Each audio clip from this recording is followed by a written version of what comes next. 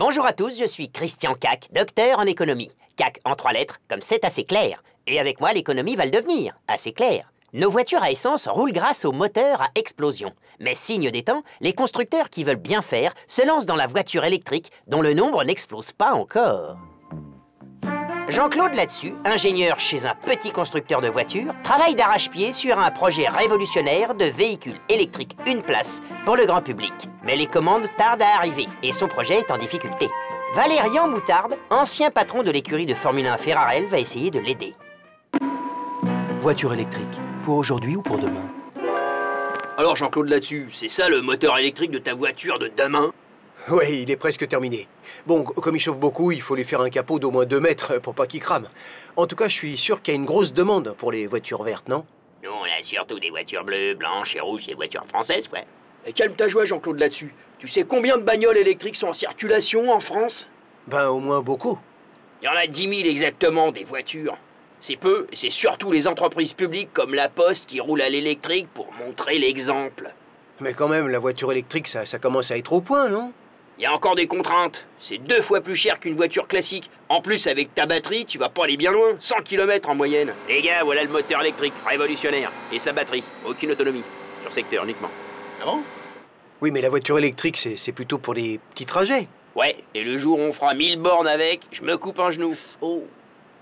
Mais le pire dans tout ça, c'est où tu branches tes batteries et comment tu les recharges. Ben, je peux pas faire ça de chez moi. Ma femme utilise le four toute la journée pour faire des quiches et j'ai pas de prise de terre. Je recharge ma mère sur du 220 parce qu'elle est complètement à plat, faut qu'elle aille faire les courses. Recharger tes batteries chez toi, ça prend des plombes. Et en plus, t'es pas équipé pour. Peut-être, mais c'est moins cher qu'un plein d'essence. Ou alors sinon, je peux aller chez mon voisin, me brancher en douce. C'est un ancien dictateur qui torturait uniquement à l'électrique. Il est super équipé. Branche-toi plutôt sur une borne publique. Je te dirai où il y en a après être allé aux commodités. Alors, où que c'est qu'il y a des bornes en ville pour charger mes batteries de voiture quand elles sont à plat?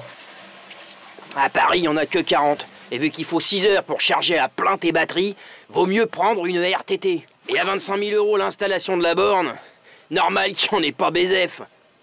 C'est encore un peu brumeux tout ça. Il est où ton bureau, Jean-Claude, là-dessus? Au premier. Monte là-dessus, je vais te finir à coup d'arguments. Vous oubliez une chose. Les voitures électriques, c'est silencieux. Ouais. Ça pollue pas. C'est écolo. Et ça, l'État l'a bien compris. T'as raison, Léon. Mais tant que l'État donnera pas un bon coup de pouce pour développer les équipements, on risque encore d'enfumer les villes avec nos pots d'échappement. Allez les gars, on refait un tour pour bien polluer la ville. Avec la prime à la casse de 5 000 €, bientôt il y aura des voitures électriques partout. Ça se bouscule pas encore chez le concessionnaire. Arrêtez de me contredire à la fin. En 2020, une voiture 9 sur 5 sera électrique. Ou à pédale.